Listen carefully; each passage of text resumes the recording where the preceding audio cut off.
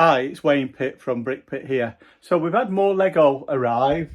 You have a quick look down there, and some of the older stuff, more vintagey like. So what we're going to do, we're going to get that all sorted out and get it bagged up and get it on the site. So yeah, this is a lot older. This is slightly damaged at the back here, but unbelievable. It's about £24 on Bricklink, this old castle set, and this old island plate, that's about £5 odd. So yeah, in all honesty, it was a nice little order that we managed to pick up with all this. We had about 20 or 30 minifigures, loads of minifigure parts.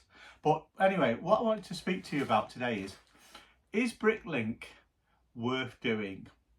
Now, what I haven't been doing it very long, but what I've come to see is obviously the order values are fairly small, and there's quite a large number of smaller stores, people who've decided to set up and what they'll do it as a bit of a side hustle. And I'm not really sure whether it's actually worth it, because since we've been going now, which is a few weeks, I think we've had about 11 orders. And the grand sum, having taken postage and packing out of the way, is about 40 quid. Well, considering the amount of hours that I've actually put in to this business and the investment, it certainly doesn't look worth it to me from my point of view. However, I have a longer term outlook. I'm actually doing this for the kids. So I'm looking at least another 10 or 20 years of building this business.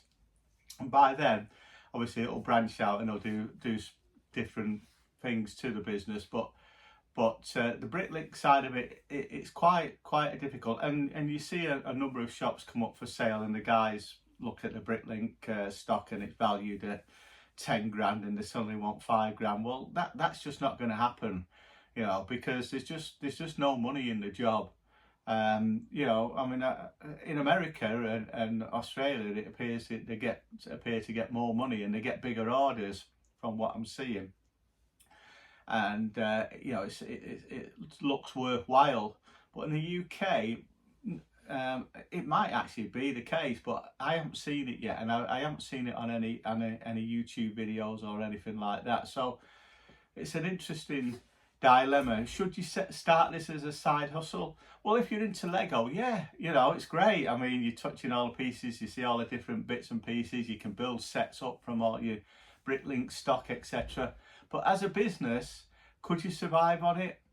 Under probably a few million parts, I doubt it very much. I think you struggle.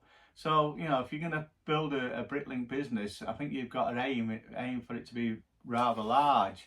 And rather large to me, I mean, I'm thinking a minimum of 1 million, but really, I think you need to be the 3, 4, 5, even 10 million bricks.